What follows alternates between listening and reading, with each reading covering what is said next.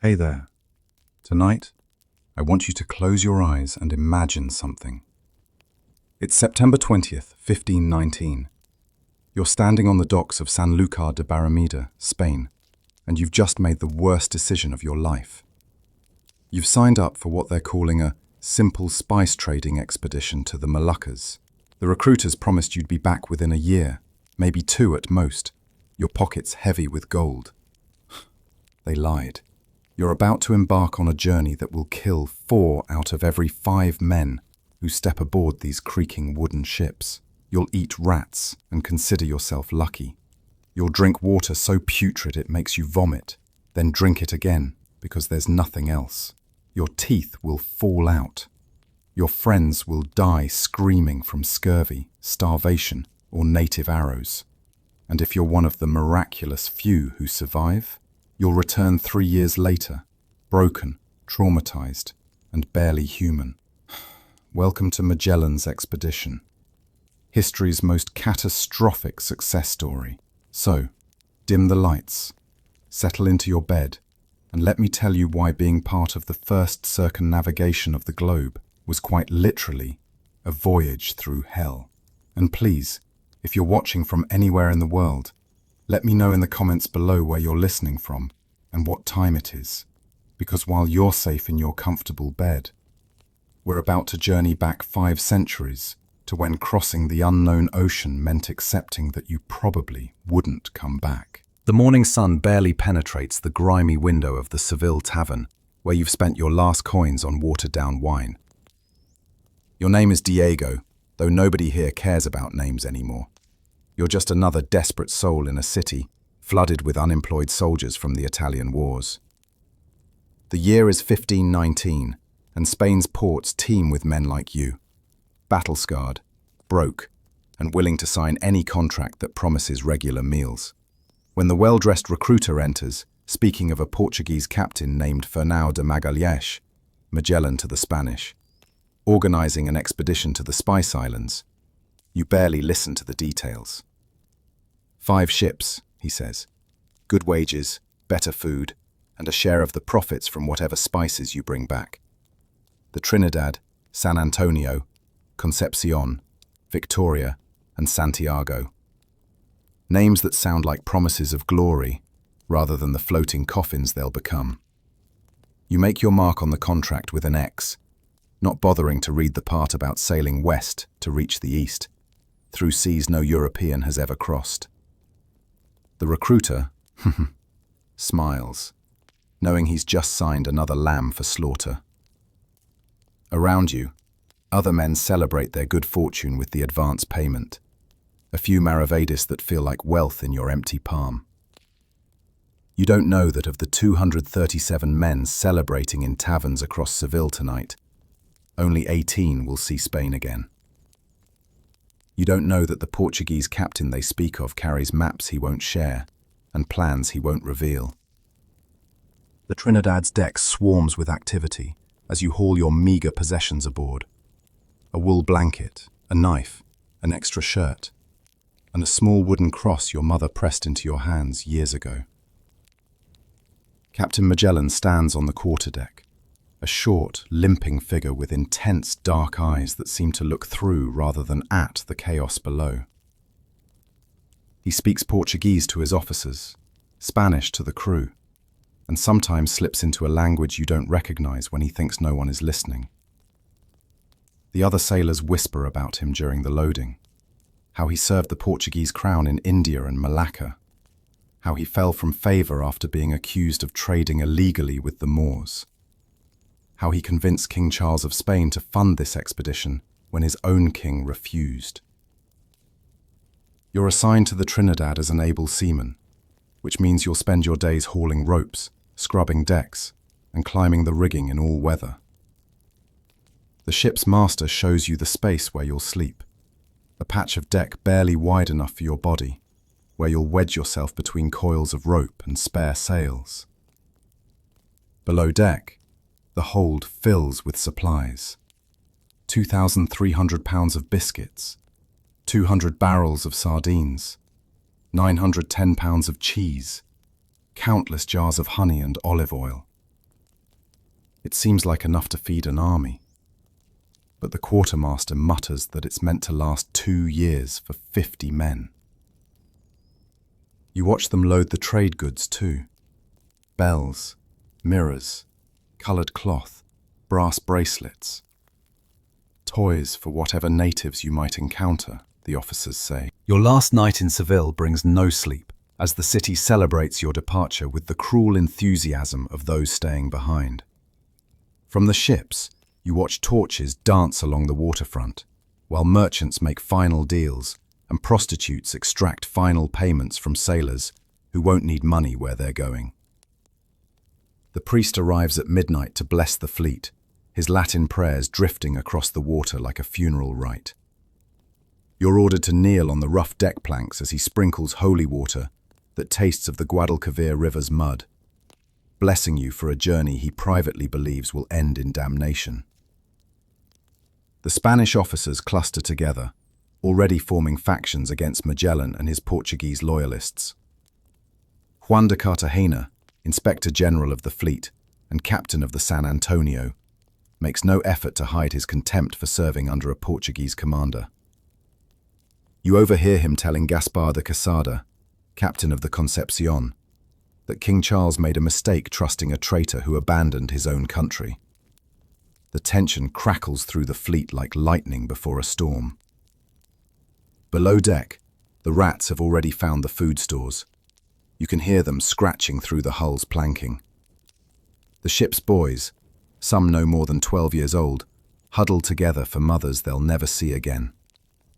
Antonio Pigafetta, the expedition's chronicler, writes by candlelight in his cabin, recording the names of all 237 souls aboard the 5 ships, creating the list that will eventually become a roll call of the dead. Dawn on September 20th arrives with cannon fire from the fort, signalling your departure as the 5 ships catch the morning tide out of Sanlúcar de Barrameda.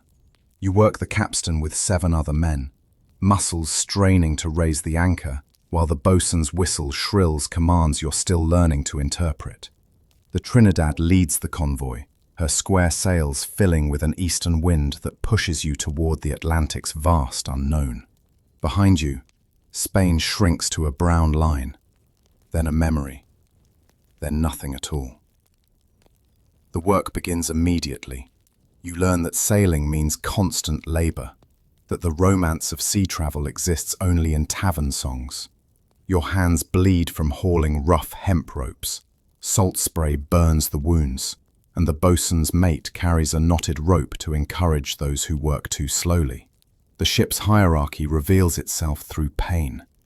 Magellan commands from his cabin. The officers shout from the quarterdeck. The boatswain translates shouts into whip cracks, and you bleed. By noon, seasickness claims half the crew. Men who swaggered aboard as veterans now hang over the rails, emptying their stomachs into the Atlantic while trying to maintain their dignity. You manage to keep your breakfast down, but the ship's constant roll makes every step a challenge.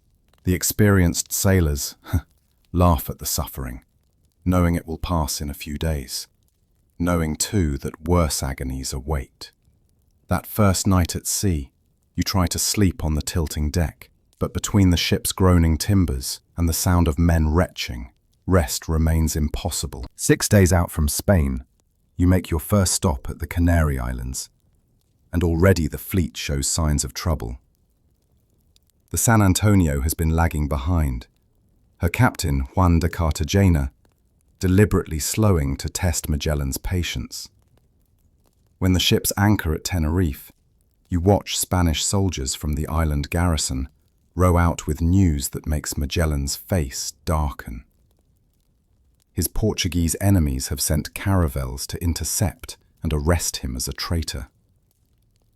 You spend 6 nervous days loading water and wood, while Magellan posts lookouts on every hill, scanning for Portuguese sails.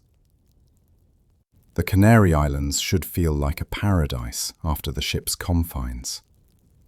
But you're kept busy scraping barnacles from the hull and tar-coating the rigging. Local women come to the beach selling fruit, oranges and lemons, that the experienced sailors insist you buy with your few coins. They don't explain why, but their urgency makes you obey. At night, confined to the ship to prevent desertion, you listen to the veterans whispering tell stories of the Portuguese navigation techniques Magellan learned in India. How he knows secret routes through the southern seas that he's keeping from even his own officers.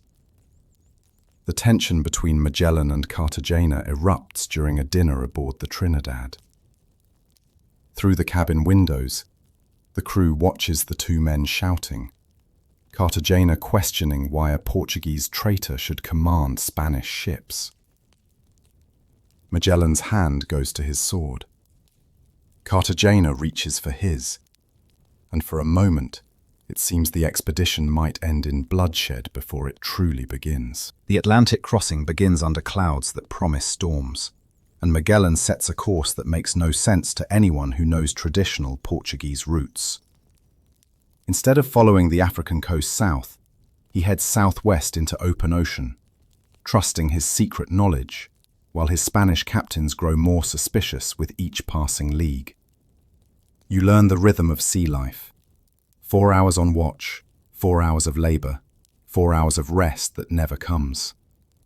The ship's boys wake you with their shrill pipes, calling, "Larboard watch, turn out," in the darkness before dawn. Your world shrinks to the Trinidad's 90 feet of oak and iron, populated by men whose names you learn through shared misery. There's João Lopes Carvalho, a Portuguese pilot who claims to have a son with a native woman in Brazil. There's Enrique, Magellan's Malay slave and interpreter, who speaks a dozen languages and keeps to himself, praying to Allah when he thinks no one is watching. The food, still relatively fresh, consists of hard biscuits soaked in water to make it chewable, salted pork that burns your throat, and wine that's already turning to vinegar. Water, rationed to 3 pints per man per day, tastes of the wooden casks that hold it. You learn to drink it through clenched teeth to filter out the worst of the algae. At night, phosphorescence trails in the ship's wake like ghostly fire, and flying fish land on deck, providing unexpected meals for those quick enough to grab them before they flip back into the sea. 3 weeks into the Atlantic crossing, the equatorial heat transforms your floating world into a furnace of wood and canvas.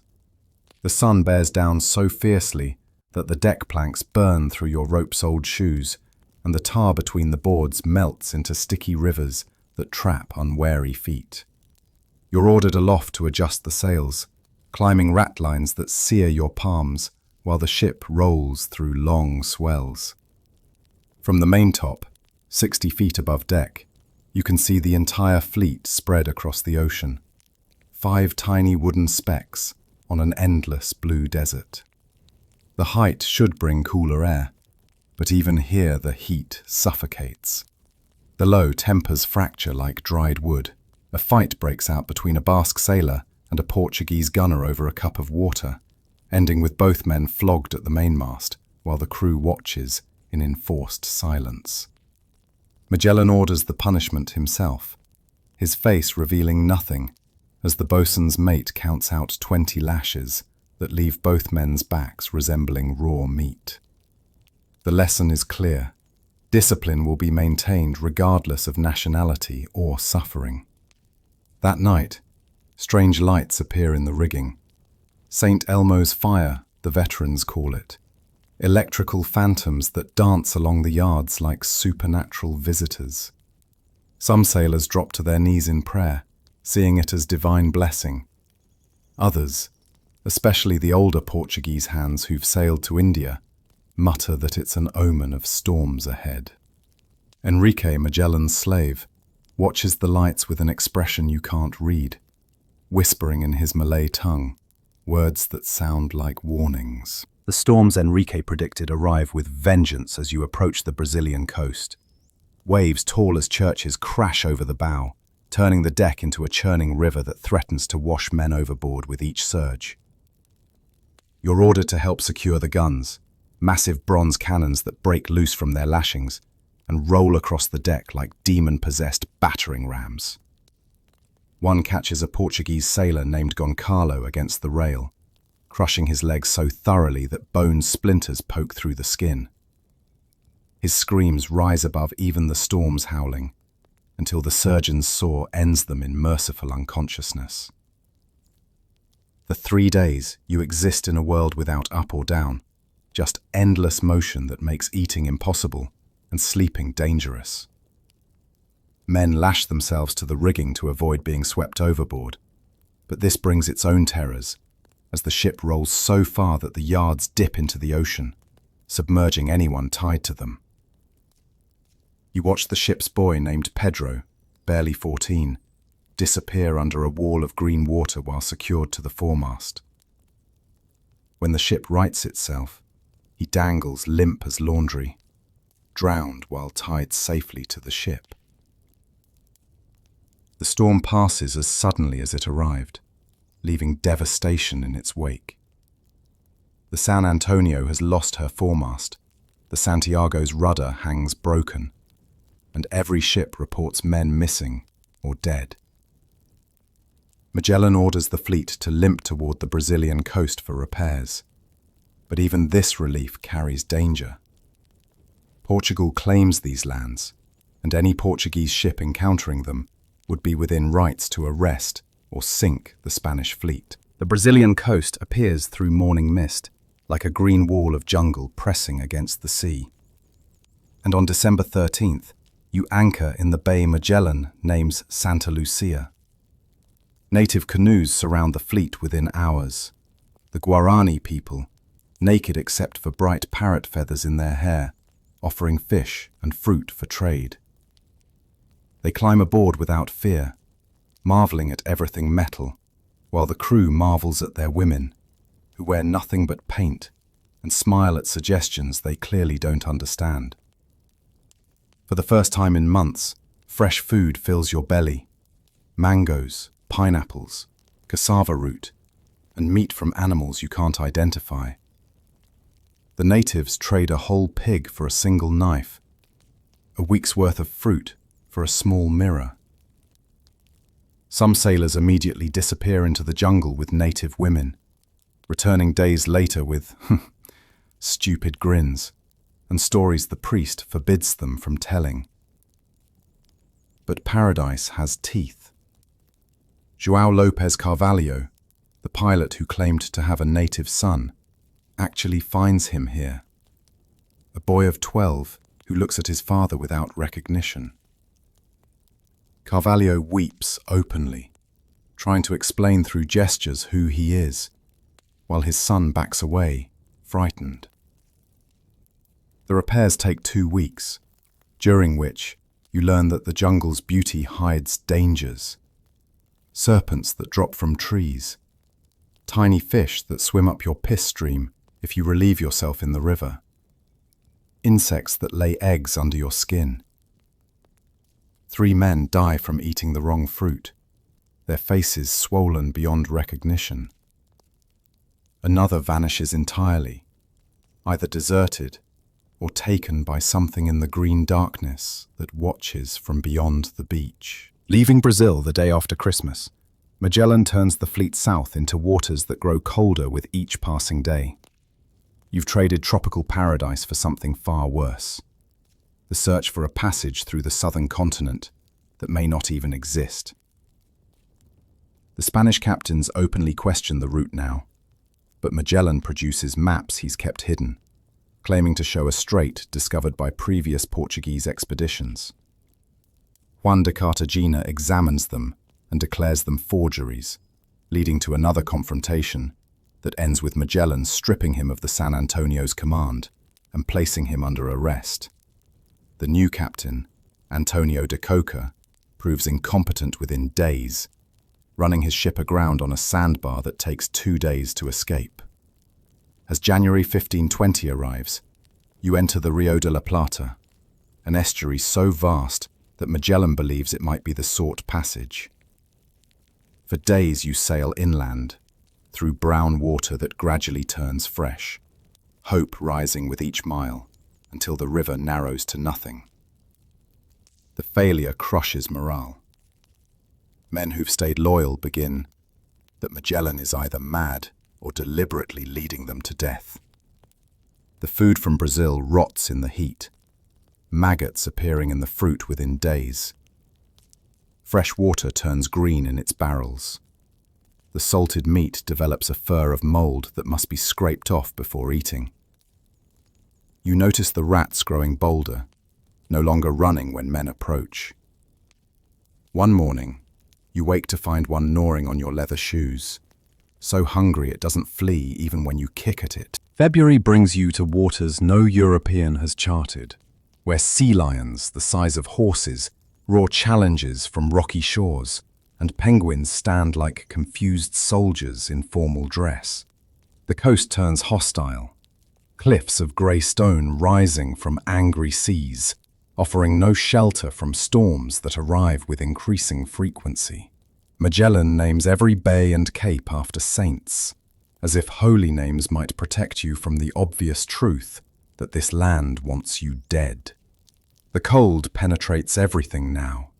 Ice forms on the rigging at night, making the morning climb to adjust sails, a dance with death as your numbed fingers struggle to grip frozen rope. Your tropical clothing offers no protection. Men wrap themselves in stolen sails and fight over the few wool blankets aboard. The lucky ones who brought extra clothes from Spain become targets of theft and resentment. During a brief landing to search for water, you encounter the Tehuelche people, giants, according to Antonio Pigafetta's excited measurements, though they're probably just tall men, made taller by fear and exhaustion. They paint themselves with red ochre and wear guanaco skins that smell like death but look warm enough to kill for. Magellan orders 2 captured through treachery, inviting them aboard, filling their hands with gifts, then clapping iron shackles on their ankles while they marvel at mirrors. Their rage fills the ship with inhuman howling that continues for days until one starves himself to death rather than remain captive. The other, whom the crew names Paulo, survives by eating his dead companion's leather clothing, watching the Europeans with eyes that promise vengeance. March 31st, 1520, Easter Eve, finds the fleet anchored in a desolate bay Magellan names Port San Julian, where he announces you'll spend the winter. The decision triggers immediate revolt. 4 months of sailing south have found no passage, only progressively more hostile coastline that promises worse ahead. That night, under cover of darkness, Juan de Cartagena escapes his confinement and joins Gaspar de Quesada on the Concepcion. Together with Luis de Mendoza on the Victoria, they command 3 of the 5 ships. You wake on Easter morning to find the Trinidad surrounded, her loyal crew outnumbered and outgunned. The mutineers send a boat, demanding Magellan's surrender command and return to Spain. Instead, he invites them to Easter Mass and dinner aboard the Trinidad. When they refuse, knowing it's a trap, Magellan sends his master-at-arms Espinosa with a concealed dagger to the Victoria with a letter for Mendoza. As Mendoza reads, Espinosa drives the blade into his throat, spraying blood across the parchment that contains nothing but a prayer for his soul. The Victoria's crew, shocked by the sudden violence, surrenders immediately. With 3 ships now under his control, Magellan turns his guns on the Concepcion and San Antonio. The brief battle ends with Quesada captured and Cartagena surrendering. The trial is swift, the punishment severe. Quesada is beheaded on the beach, his body drawn and quartered, the pieces displayed on stakes as a warning. Cartagena and a priest who supported him are marooned, left on the frozen shore with a sword, some biscuit and wine, condemned to die slowly while watching the fleet sail away. Winter in Port San Julian makes you understand why hell is described as frozen in its deepest circles. For 5 months you exist in a twilight world where the sun barely rises, and human warmth becomes the only currency that matters. Men sleep pressed together like livestock, dignity abandoned for survival. The Tehuelche prisoner Paulo dies in May, his giant frame finally succumbing to disease and despair. Before dying, he manages to communicate through gestures about lands further south where the sea cuts through the continent.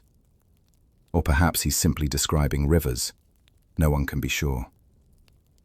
Your daily ration shrinks to 3 ounces of biscuit, most of it more worm than wheat, and a cup of water with ice crystals floating on top. The penguin hunts provide the only fresh meat, but catching these comical birds means wading through freezing water that turns your legs into clubs of unfeeling meat. One sailor loses all his toes to frostbite after falling through ice during a hunt. The surgeon saws them off with the same blade he uses to cut salt pork, cauterizing the wounds with a heated iron that fills the ship with the smell of cooked meat. Scurvy makes its first appearance among the crew.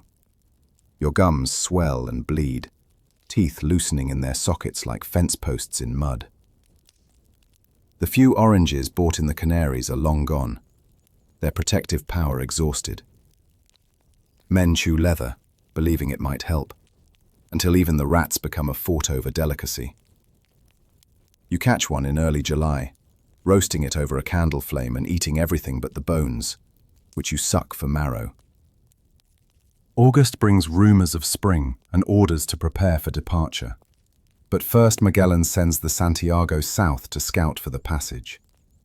She never returns intact. 2 months later, survivors stagger into camp with tales of shipwreck on a coast of black rocks and howling winds. They walked 60 miles through waist-deep snow, eating seaweed and drinking their own urine to survive. 37 men became 32. The missing 5 claimed by cold, exhaustion, or simply giving up and walking into the white emptiness to die on their own terms. With only 4 ships remaining, supplies are redistributed, revealing the terrible mathematics of your situation. Even with fewer mouths to feed, the remaining food won't last another year. Magellan reduces rations further, promising that the passage must be close, that the Spice Islands await just beyond the next cape. Nobody believes him anymore, but what choice remains? Return means hanging for mutiny, or starving on the journey north. Forward means probable death but possible glory. In October, as Antarctic spring arrives with screaming winds, you finally leave Port San Julian. The crosses marking the graves of executed mutineers have already been knocked down by storms. Cartagena and the priest marooned here are nowhere to be seen, either dead or hidden, watching from the barren hills as their last hope of rescue sails away. 2 days south, the fleet discovers a river Magellan names Santa Cruz, where massive sea lions provide meat so rich that men vomit from eating too much after months of starvation. October 21st, 1520. A date that will echo through history, though you're too cold and hungry to care about posterity. The fleet rounds a cape Magellan names the Cape of 11,000 Virgins, and beyond it opens a channel that might be another false river, or might be salvation. The water runs deep and salt, the tides fierce enough to snap anchor chains, and most importantly, it continues west, further than any river should. Magellan sends the San Antonio and Concepcion ahead to scout while keeping the Trinidad and Victoria in reserve. For 3 days you wait, scanning the horizon for sails or smoke signals, until finally the scouts return firing cannons and flying every flag aboard, the universal signal for celebration. They found it. The passage exists. Men fall to their knees weeping. Others dance on deck like madmen, and even the Portuguese and Spanish crews embrace. But the celebration dies quickly as you enter what Magellan names the Strait of All Saints. This is no simple channel, but a maze of false passages, dead ends, and navigational nightmares. Mountains rise directly from the water, their peaks lost in permanent cloud. Winds funnel through the narrow passages with enough force to snap masts like twigs. The current runs so hard that sometimes you make no progress despite full sails, trapped in place like a nightmare where you run but never move. Worst of all are the fires visible on the southern shore each night. The land of fire, Tierra del Fuego, where natives watch your passage, their signals spreading news of your invasion faster than you can sail. Deep in the strait's labyrinth, the San Antonio disappears. One morning she's sailing behind you. By afternoon she's vanished into one of the countless side channels that branch like veins from the main passage. Magellan sends boats to search. Lights signal fires on every prominent point. Fires cannon every hour to guide her back. Nothing. The truth, which you won't learn for years, is that her pilot, Estevao Gomez, has led another mutiny, overwhelmed Captain Mesquita, and turned the ship back towards Spain. With them goes a third of your remaining food supplies and your largest ship.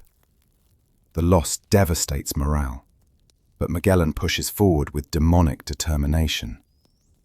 For 38 days you navigate the strait's 570 kilometers of nautical hell. False channels lead to dead ends after days of sailing. The compass spins uselessly near certain rocks that contain magnetic ore. Willy-wars, sudden vertical winds, drop from the mountains without warning, capable of capsizing a ship in seconds.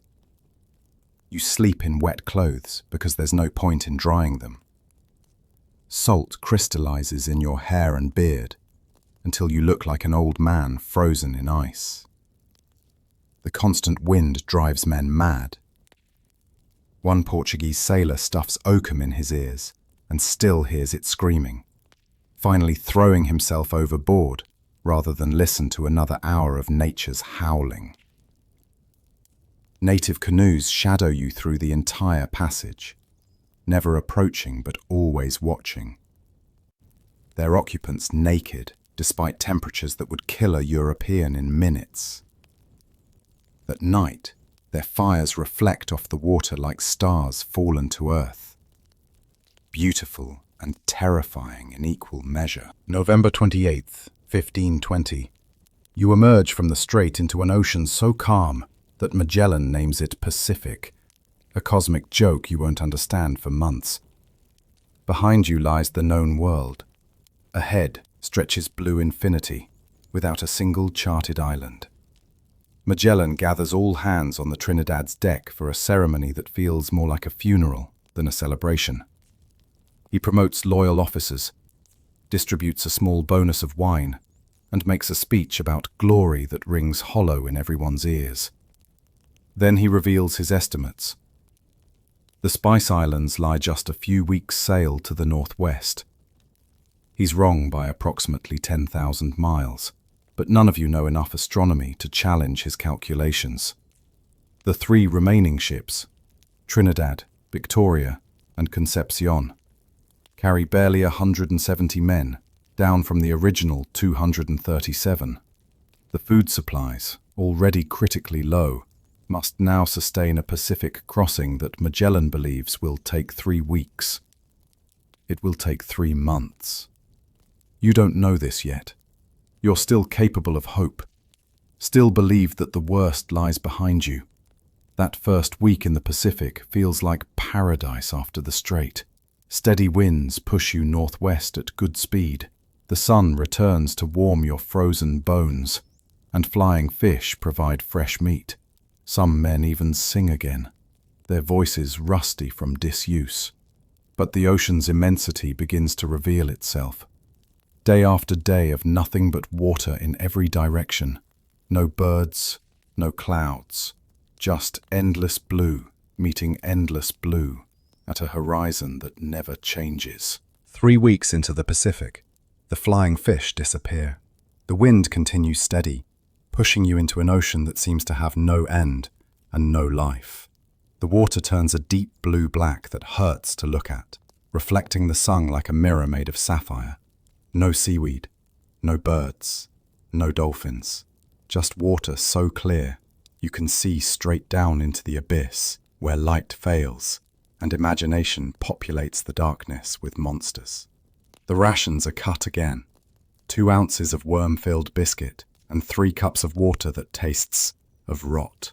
The biscuit has transformed into something barely recognizable as food, more dust than substance, riddled with maggots that you learn to eat because they contain moisture. Men grind it into powder, mix it with water, and drink the resulting paste to avoid chewing. Your teeth continue loosening from scurvy anyway. The first rat sells for half a ducat. Within a week, they're worth 4 ducats each, a month's wages for a single rat. You watch the ship's cat disappear one night, though everyone pretends not to know what happened to it. Leather becomes food. The yardarm covers, made of oxhide, are cut down, soaked in seawater for 4 days to soften, then grilled over candles. The result tastes like burnt wood soaked in piss, but it fills the belly. Men gnaw on their own leather shoes, belts, any piece of hide they can find. Even the leather hinges on sea chests disappear into someone's stomach. Pigafetta continues writing in his journal, documenting your descent into starvation with scientific precision. January 1521 arrives without celebration, marked only by the first death from scurvy. The victim's gums have swollen so much they've grown over his teeth, purple and black like rotten fruit. Before dying, he begs for just 1 orange, 1 lemon, anything fresh and green. There's nothing to give him but prayers. His body goes overboard with little ceremony. You can't spare the energy for proper rites. Within a week, 19 more follow him into the Pacific's depths. The disease spreads through the fleet like divine punishment. Your own gums bleed constantly now, teeth wiggling like a child's first set. Old wounds, long healed, split open and refuse to close. Bruises appear from nothing, spreading across skin like ink in water. Men's legs swell until the skin splits, revealing muscle that looks like overcooked meat. The worst part is the lethargy. Scurvy makes you not want to move, not care about living, content to lie in your own filth and wait for death. The surgeon has no remedies. He bleeds men who have no blood to spare, purges bowels that contain nothing, prays over bodies that need vegetables, not salvation. Those still able to work throw the dead overboard at night to hide the true death count from the rest. But everyone knows. The splash of bodies hitting water has become the expedition's heartbeat. Strange delusions grip the crew. Men claim to see islands on the horizon that vanish when approached. Others swear they smell bread baking, flowers blooming, their mothers cooking. One sailor insists he can fly and has to be tied down to keep him from jumping overboard to prove it. By late January, the Pacific has become a blue hell that makes the storms of the Atlantic seem merciful. At least storms kill quickly. This ocean murders by increments, each day stealing a little more hope, a little more humanity. The ship's hierarchy collapses as officers sicken alongside common sailors. Magellan himself rarely emerges from his cabin, though whether from illness or shame at his miscalculation, no one knows. The Concepcion signals she has only 12 men still able to work. The Victoria reports similar numbers. On the Trinidad, perhaps 20 can still climb the rigging, and they move like old men, stopping every few feet to rest. Water becomes more precious than gold. The daily ration drops to 2 cups, barely enough to moisten your cracked lips. Some men start drinking seawater in desperation, which brings madness and death within days. Others drink their own urine, which only hastens dehydration. You learn to catch the morning dew on scraps of canvas, yielding perhaps a spoonful of relatively clean water. Rain becomes a religious experience when it finally comes. men standing naked on deck with mouths open like baby birds, letting it wash the salt and blood from their scurvy-ravaged mouths. But the rain is brief, barely enough to fill a few barrels before the crushing blue returns. One morning, you find a man gnawing on wood shavings from the ship's maintenance. He claims they taste like bread if you chew long enough. Soon others join him, creating a strange percussion of desperate teeth on wood that continues through the night. February brings a new horror. The doldrums, where wind dies and leaves you floating in place like corpses that refuse to sink. For 2 weeks, the 3 ships drift within sight of each other, sails hanging limp as funeral shrouds. The sun reflects off the mirror-flat ocean with such intensity that looking at it brings blindness. Men fashion eye covers from scraps of cloth, stumbling around the deck like the walking dead. Without wind, the heat becomes unbearable. Tar melts from the deck seams and sticks to your feet. The little water left turns to steam in its barrels. Men lie in whatever shade they can find, too weak to move, too tired to die. The ocean itself seems to mock you. So much water everywhere, but not a drop to drink. During these windless days, you notice things that escaped attention before. The ship itself is dying. Worms have eaten through the hull planking, requiring constant pumping to keep afloat. The ropes fray and snap without warning. The sails rot and tear in the slightest breeze. If a real storm hits now, you'll sink within minutes. But perhaps that would be mercy. Conversations stop. Men preserve energy by communicating in grunts and gestures. Even Pigafetta stops writing. His last entry a shaky scrawl about seeing phantom ships full of fresh fruit. The priest performs last rites so often he begins combining them, blessing 5 or 6 dying men at once to save strength. At night, bioluminescent plankton makes the ocean glow green, and some men become convinced they're already dead, sailing through the underworld's phosphorescent rivers. March 6th, 1521. 99 days since entering the Pacific, salvation appears as a smudge on the horizon that everyone fears is another hallucination. But this island stays solid as you approach, revealing hills covered in actual green vegetation. Men weep at the sight of trees. Before you can even anchor, outrigger canoes surround the fleet, filled with brown-skinned people offering coconuts, bananas and fish. The crew goes mad, fighting each other for food, stuffing their mouths so fast they choke. You bite into a banana and feel your loose teeth shift, tasting blood mixed with the sweetest flavor you've ever experienced. The natives, whom Magellan will name Chamorros, climb aboard without invitation, fascinated by everything metal. They take knives, nails, even the ship's boat, carrying away anything not secured.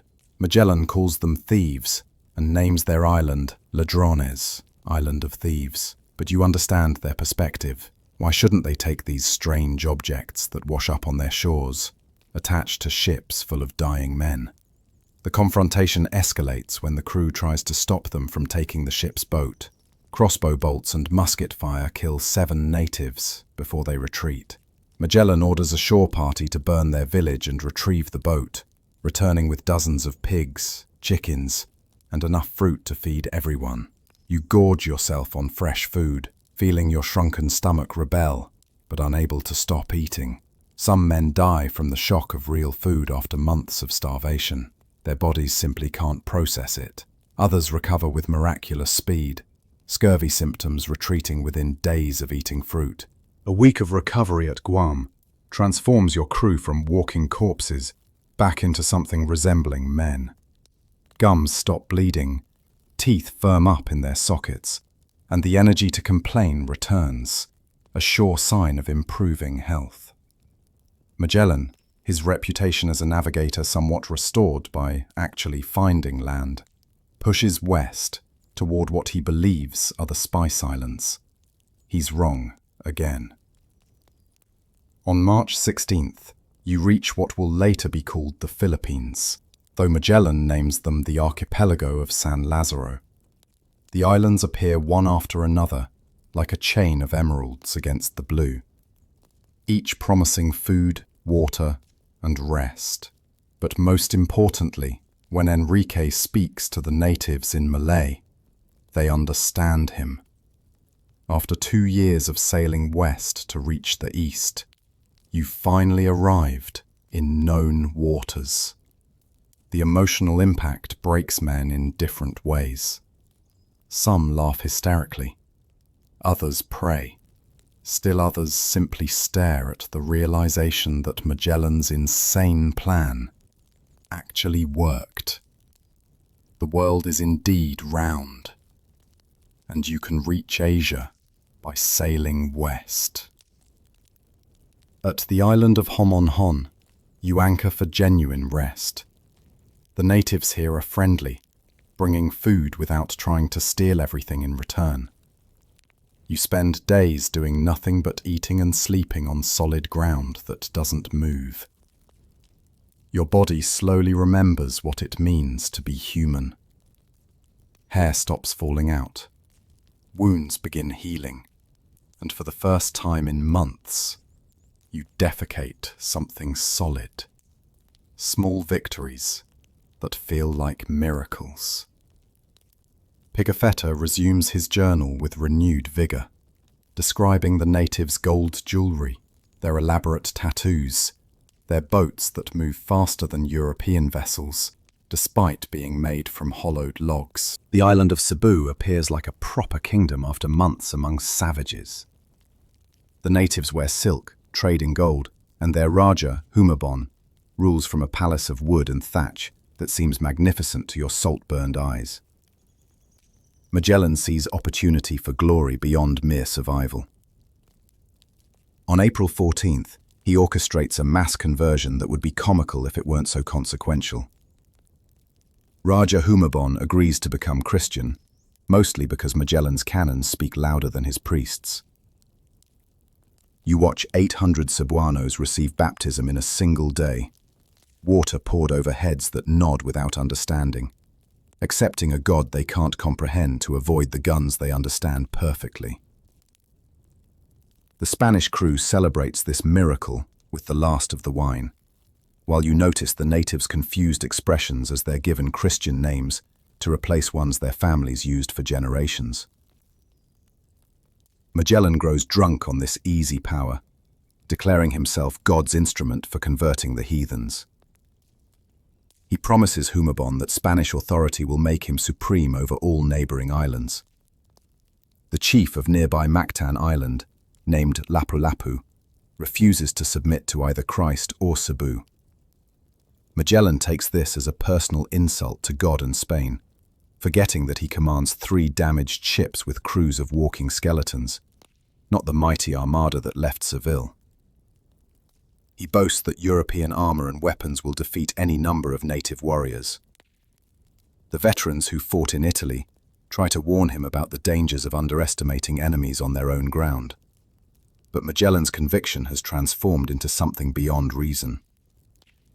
God wills it, he says, and God will protect his servants. April 27th, 1521. The day Magellan's hubris meets Philippine bamboo spears. He takes 49 men in 3 boats to attack Mactan, leaving the ships barely defended. You're ordered to stay aboard, which saves your life.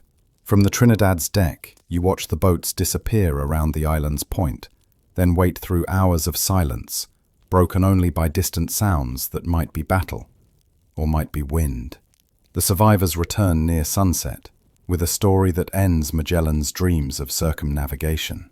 The attack was doomed from the start. The reef prevented the boats from approaching shore, forcing the men to wade through thigh-deep water in full armor, while 1,500 warriors waited on the beach. Magellan ordered the boats to provide covering fire, but they were too far away for accuracy. The crossbow bolts and musket balls that should have terrified the natives barely reached shore. Lapu-Lapu's warriors attacked in waves, throwing spears, shooting arrows, never allowing the Spanish to form ranks. They targeted legs below armor, bringing men down into water, where heavy steel became an anchor, dragging them under. Magellan fought to the end, taking an arrow through his leg, a bamboo spear in his face, finally falling when a blade found the gap in his armor at the shoulder. The Spanish barely managed to retreat, leaving their Captain General's body on the beach, along with 7 others. The native allies who were supposed to support the attack never left their boats, watching instead as European invincibility died in Filipino surf. That night, Lapu-Lapu's victory fires are visible from the ship, celebrating the death of the man who thought God's favor made him immortal. With Magellan dead, command fractures like glass hitting stone. Duarte Barbosa, Magellan's brother-in-law, claims leadership but lacks respect. João Serrao has experience but no authority. The men argue, while Raja Humabon watches and recalculates his allegiances. Your ally realizes the Spanish expedition is now just 3 worm-eaten ships with perhaps 115 starving men, no longer the divine force Magellan promised. On May 1st, Humabon invites all officers to a farewell feast on shore. 27 accept, desperate to maintain the alliance and too trusting after weeks of friendship. You watch them row to shore in their best remaining clothes, trying to look like representatives of a mighty empire rather than survivors of a catastrophe. The screaming starts during what should be the meal's 3rd course. From the ship, you see men running from the pavilion where the feast was held. Filipino warriors pursuing with spears and clubs. João Serrao makes it to the beach, wounded and calling for rescue. But Carvalho, now the senior officer aboard, orders no boats launched. Serrao screams that he'll be ransomed, begging his comrades to save him. But Carvalho weighs anchor instead. As the Trinidad pulls away, you see Serrao dragged back up the beach, his curses carrying across the water, until distance or death silences them. 27 men attended the feast. None return. The natives keep their clothes, weapons, and trade goods as payment, for teaching the Spanish that conversion at sword point creates Christians in name only. Enrique, Magellan's slave and interpreter, disappears during the massacre. Perhaps killed, perhaps finally free. 3 ships, with barely enough men to sail one properly, limp away from Cebu like beaten dogs. The Concepcion, most damaged and least seaworthy, becomes a liability. After a week of trying to maintain 3 vessels with skeleton crews, Carvalho orders her stripped and burned. You spend 2 days transferring anything useful, sails, rope, nails, even wooden planking, to the Trinidad and Victoria. Then you watch the empty Concepcion burn to the waterline and sink, taking with her the dreams of 5 ships returning, laden with spices. The remaining crew elects Carvalho as Captain General, though elect implies more democracy than actually exists. He's simply the most senior officer still breathing, a Portuguese pilot who once had a native wife and child in Brazil, now leading Spanish ships because everyone else is dead. Under his command, the expedition abandons all pretense of divine mission or national glory. You become pirates, nothing more. For months you prowl the Philippine waters and the edges of Borneo, attacking native vessels too small to resist, stealing food and gold, enslaving anyone who might be useful. The Christianity Magellan died to spread becomes a forgotten joke. You raid villages whose only crime is possessing rice and chickens. Women are taken aboard for purposes nobody discusses, but everyone understands. The few priests left alive protest weakly, then fall silent when reminded that moral high ground means nothing to starving men. You participate because the alternative is death. But each raid strips away another piece of whoever you were before this voyage. Diego the soldier, Diego the sailor, Diego the Christian. All replaced by Diego the survivor. By November 1521, you reach the actual Spice Islands. the Moluccas that were always the expedition's goal. Tidore and Ternate rise from the sea like promises finally kept, their volcanic peaks covered in the clove trees that Europe considers more valuable than gold. The Sultan of Tidore welcomes you, mostly because you're enemies of the Portuguese, who support his rival in Ternate. Finally, after 2 years of death and suffering, you load actual spices into the holds. Cloves, nutmeg, cinnamon. Enough to make everyone rich if you can get it home. But if carries the weight of the world. The ships are falling apart. The Trinidad's hull leaks so badly that men pump water continuously. The Victoria isn't much better. Half the remaining crew is sick with diseases picked up in various islands. Fevers that come and go, leaving men weaker each time. You've learned that the Portuguese have a fort at Malacca and patrol these waters, hunting for Spanish interlopers. If they catch you, it's slavery or death. No quarter given to violators of their monopoly. The decision comes down to mathematics of the damned. The Trinidad needs major repairs that will take months. Carvalho decides to stay with her and eventually attempt a Pacific crossing back to Spanish America. The Victoria, under Juan Sebastián Elcano, will attempt the Portuguese route around Africa. A suicide run through enemy waters, but at least following known routes. You must choose. Stay with the Trinidad and face the Pacific again, or join the Victoria for a desperate run through Portuguese territory. Both choices seem like selecting your preferred method of death. You choose the Victoria, and immediately wonder if you've chosen wrong.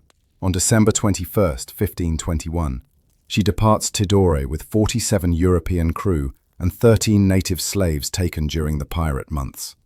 The ship groans with each wave, overloaded with 600 quintals of spices that might make you rich, or might drag you to the bottom. Elcano commands now, a Basque navigator who participated in the mutiny against Magellan, but survived through careful politics and competent seamanship. He knows the Portuguese will kill us all if caught, so he plots a course through waters no spice ship has taken, south of Java, through the Indian Ocean's empty reaches, hoping to avoid patrol routes. Within a week, the Victoria's pumps run constantly. Water enters through wormholes faster than you can expel it. The spices must be kept dry or they'll rot, worthless as the corpses you've been throwing overboard for 2 years.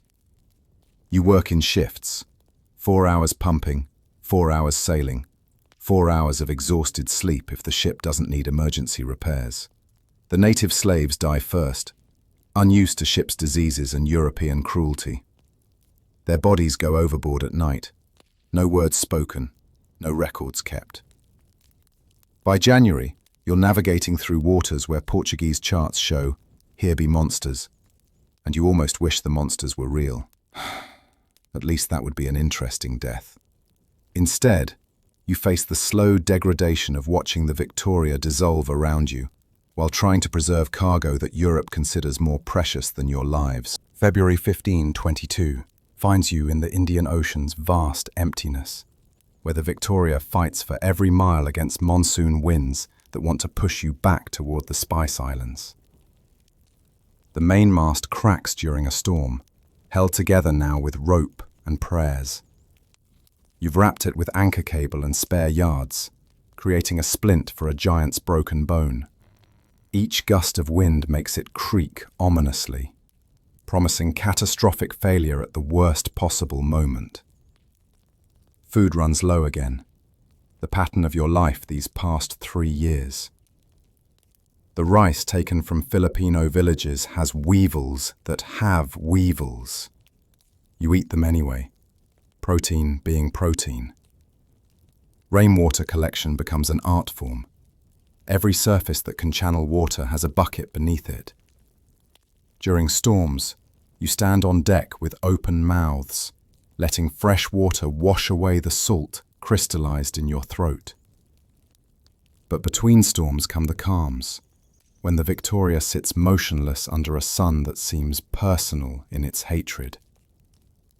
The spices generate their own heat in the hold, raising the temperature below deck to levels that make men faint.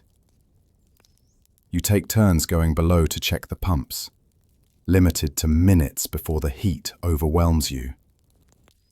One man stays too long and never wakes up, cooked alive in a coffin full of cloves. The Portuguese threat materializes as sails on the horizon 3 times. Each time, Elcano orders silence. No lights at night, hoping the Victoria's worm-eaten appearance makes her look like a local trader, not worth investigating. Once, a Portuguese caravel comes close enough that you can see her crew. You all lie flat on deck, playing dead or sick, which requires little acting. She passes without stopping, her captain probably deciding that whatever plague afflicts your ship isn't worth risking. March brings you to the Cape of Good Hope, which Portuguese sailors call the Cape of Storms for good reason. Here, the Atlantic and Indian Oceans meet in a perpetual war of currents and winds that has claimed hundreds of ships. The Victoria, held together by hope and hemp rope, faces waves that tower above her mainmast. For 2 weeks, you attempt to round the Cape, driven back each time by storms that seem consciously malevolent. The ship's seams open and close with each wave like the thing is breathing its last breaths. You stuff oakum into gaps that appear and disappear, knowing it's futile but having no other option. During the worst storm, the foremast snaps completely, taking 2 men with it into the black water.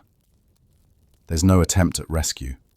In these seas, falling overboard is a death sentence written by God. The surviving crew, now fewer than 30 Europeans and perhaps 5 natives, work with the mechanical persistence of the damned.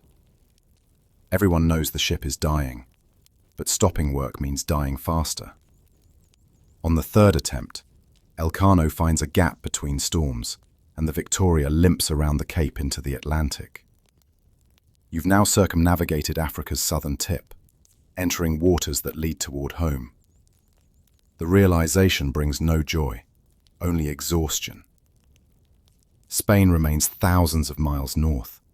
The Portuguese patrol the entire African coast, and the Victoria might sink at any moment. But you're in the Atlantic again, the ocean where this nightmare began 3 years ago. Some men weep at the familiar waters, though whether from joy or despair you can't tell. Maybe there's no difference anymore. The Atlantic should feel like coming home, but home is still 3 months away, and the Victoria deteriorates faster than your progress north. By April, she's less ship than floating collection of repairs. Every surface shows patches, splices, and emergency fixes. You've used all the spare sails to patch the working ones, creating a patchwork that looks like a beggar's quilt. The spices, your golden cargo that justified all this death, begin to rot in the hold, despite every effort to keep them dry. The pepper turns mouldy, the cloves lose their precious oil, and the nutmeg develops a fungus that makes it worthless. You watch fortunes literally decay, but there's nothing to be done except continue pumping and praying. Scurvy returns with the monotony of ship's food. The fresh provisions from Tidor are long gone, and you're back to the familiar diet of corruption and decay. Your old enemy feels like coming full circle. Gums bleeding again, teeth loosening again. That peculiar exhaustion that makes even breathing feel like work. This time, though, there's a bitter knowledge that you're probably just weeks from reaching a port where fresh food exists.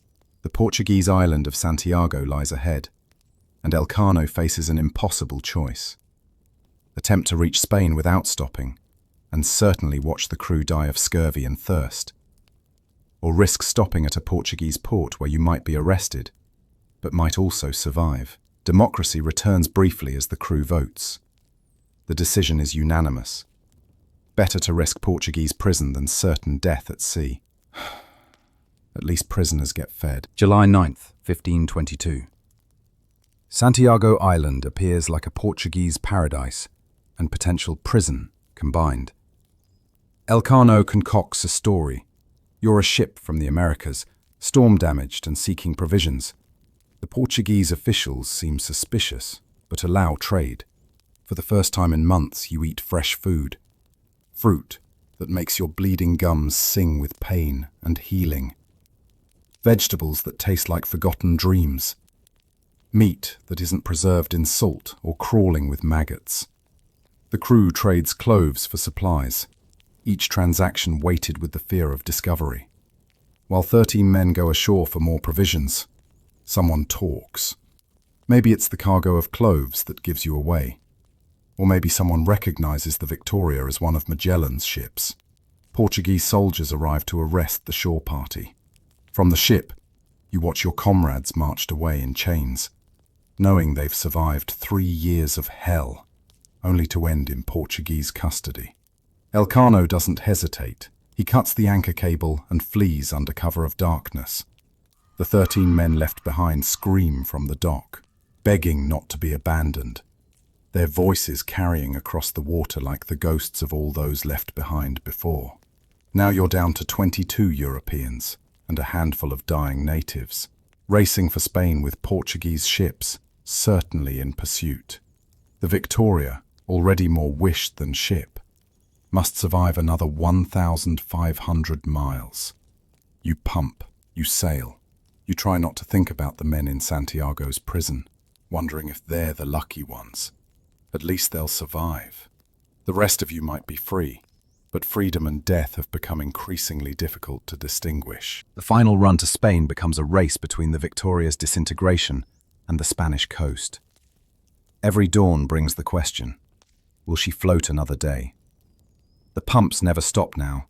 You work them in your sleep, the rhythm becoming your heartbeat. 22 men doing the work of 60, most sick with scurvy, all exhausted beyond what you thought humans could endure.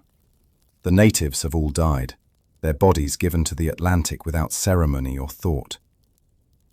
They were never really people to you anyway, just tools that broke.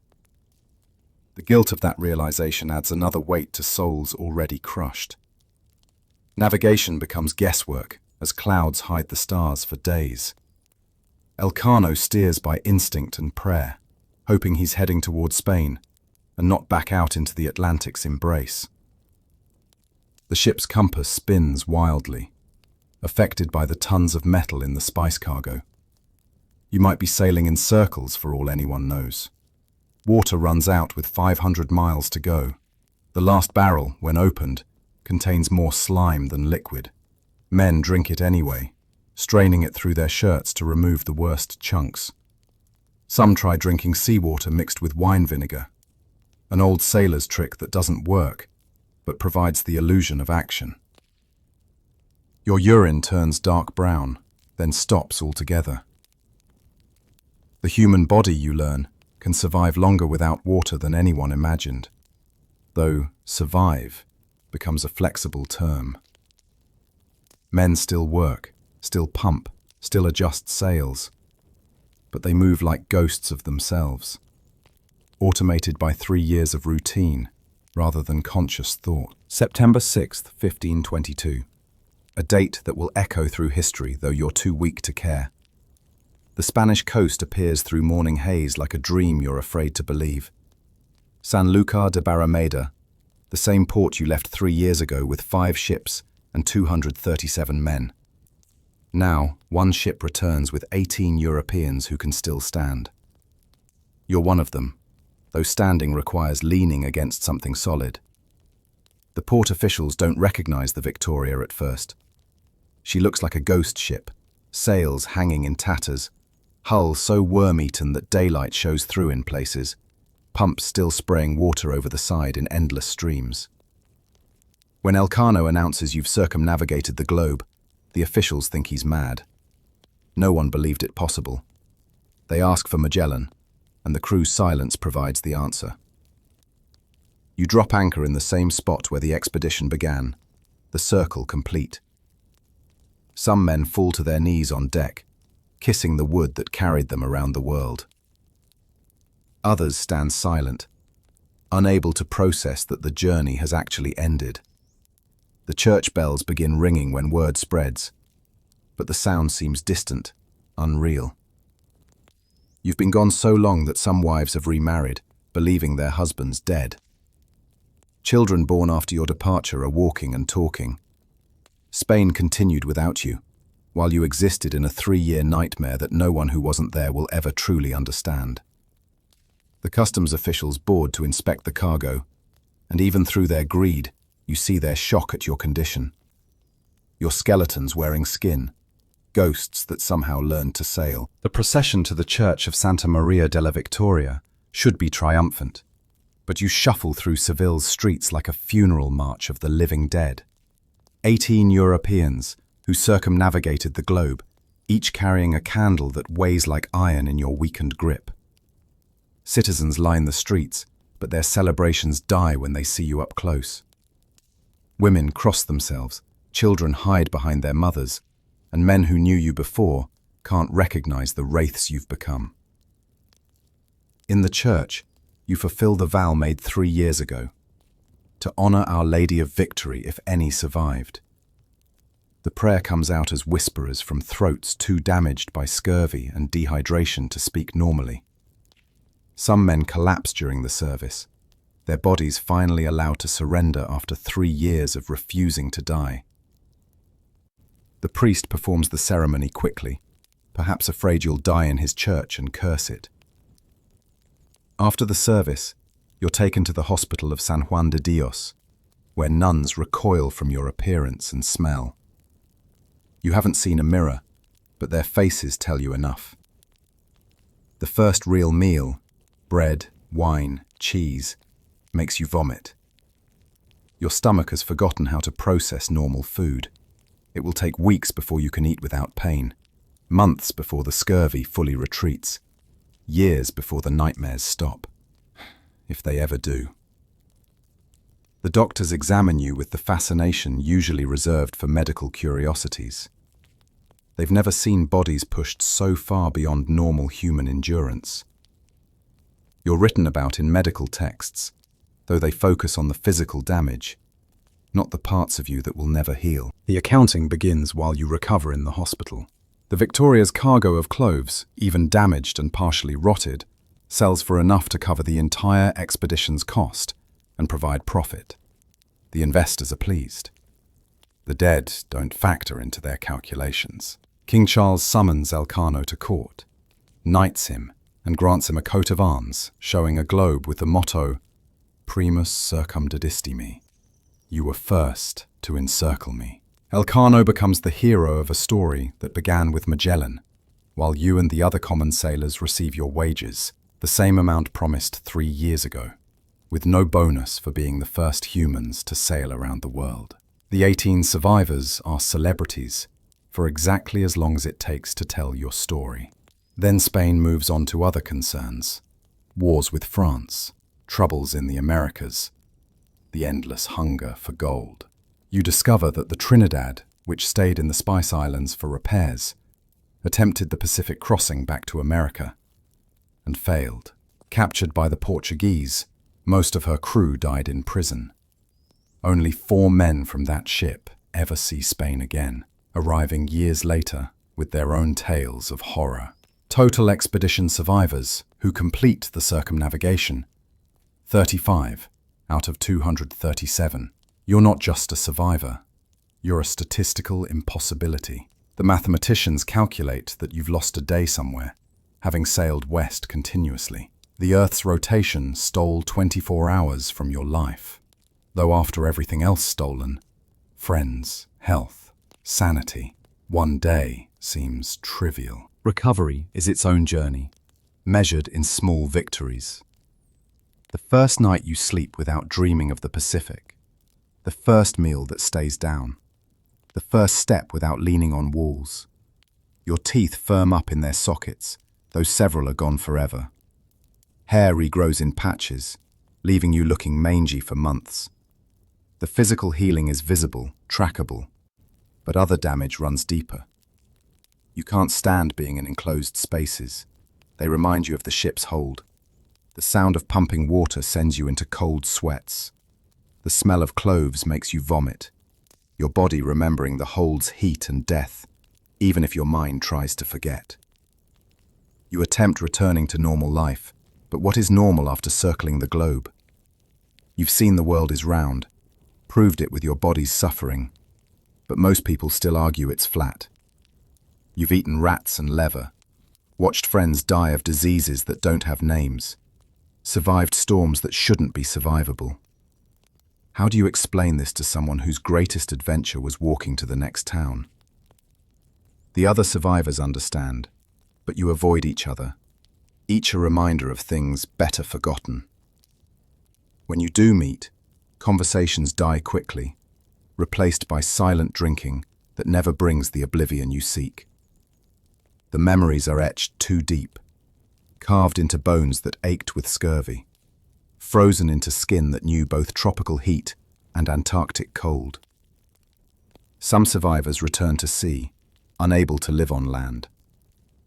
Others never leave sight of shore again. You exist somewhere between, neither sailor nor landsman, forever caught between two worlds like the strait that bears Magellan's name. Years pass. You find work as a dock labourer in Seville, loading and unloading ships you'll never sail on again. The irony isn't lost on you. You've sailed around the world, but now you're afraid of open water. Your wages are enough for a small room and simple food, luxuries that once would have seemed like nothing, but now feel like miracles. Every meal without worms is a celebration. Every night in a bed that doesn't move is a gift. But the gifts come with costs. You wake screaming from dreams where the Pacific never ends, where you're still sailing west, always west, with dead men for crew and Magellan's ghost at the helm.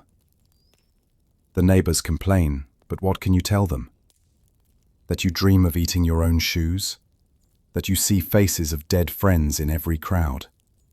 That the world is round and terrible and beautiful, and it broke you to prove it.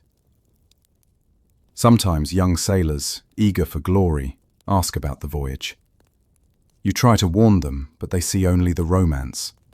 First to circle the globe, discovering new lands, the fortune in spices.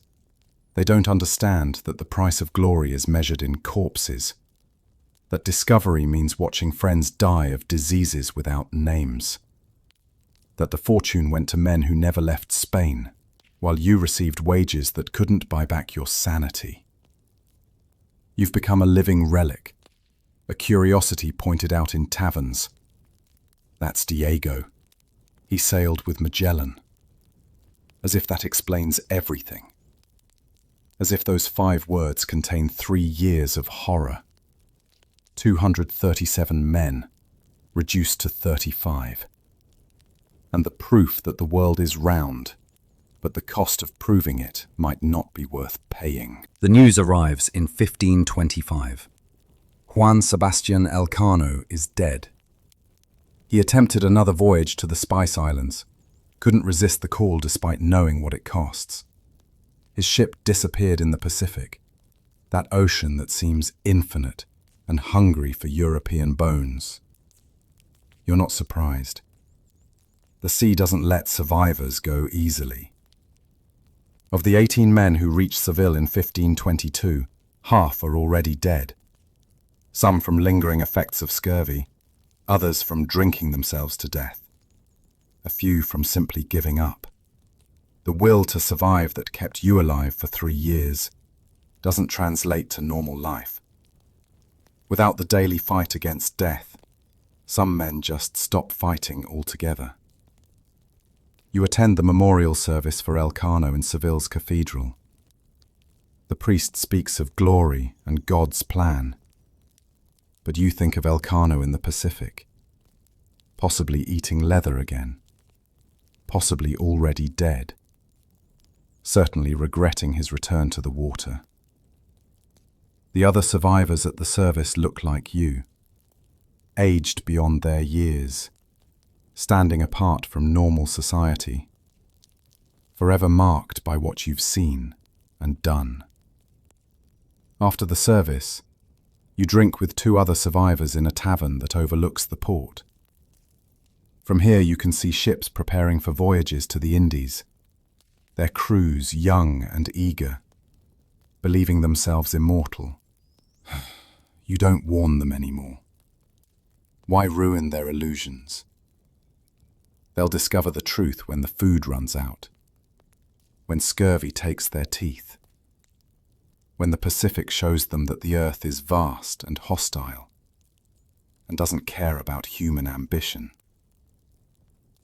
Let them have their dreams until reality eats them. 1526 brings an offer you should refuse but can't. A merchant who made a fortune from the Victoria's spices wants to hire you as an advisor for a new expedition. Not to sail, he sees you, flinches at the suggestion, but to help plan, to share what you learned about surviving the impossible. The pay is more than you make in a year at the docks. Against every instinct, you accept. You find yourself in rooms with charts and educated men who've never been hungry, explaining that maps lie, that the Pacific is 3 times larger than anyone believes, that you need triple the food you think you need, and even that won't be enough. They nod and take notes, but you see their disbelief. Surely it couldn't have been that bad. Surely you're exaggerating. Surely modern expeditions will do better. You tell them about the doldrums where wind dies for weeks, about water that turns green and thick, about choosing between drinking your own urine or seawater that drives you mad.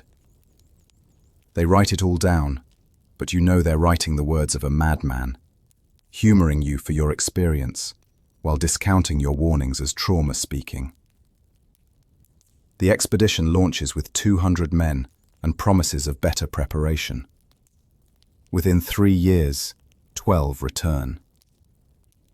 The leader comes to you afterward, skeletal and hollow-eyed, and apologizes. "You tried to tell us," he says. "But how could we believe it until we lived it?" You don't answer. There's no answer that helps. The Earth is round, you've proved it. But the proof is written in dead men's bones scattered across every ocean. The years blend together like water and wine, each diluting the other, until you can't tell where one ends and another begins. You're 40 now, or maybe 45. The precision of time matters less when you've lost a day to circumnavigation and 3 years to hell. Your body is a map of the voyage, scars from rope burns that never properly healed, joints that ache before storms from too many nights sleeping on wet decks, gaps where teeth once were, a permanent slight limp from frostbite in Port San Julian. Young historians seek you out, wanting to record the true story of Magellan's voyage. You tell them what they want to hear, tales of discovery and bravery, the triumph of navigation, the opening of new trade routes. You don't tell them about eating the leather off the yardarms, about men so desperate for water they'd catch the blood from their bleeding gums, about the sound a man makes when he's dying of scurvy, begging for a single orange. Those truths don't fit in their histories.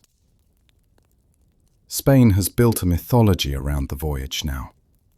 Magellan the visionary, Elcano the navigator, the brave Spanish sailors who proved the world was round.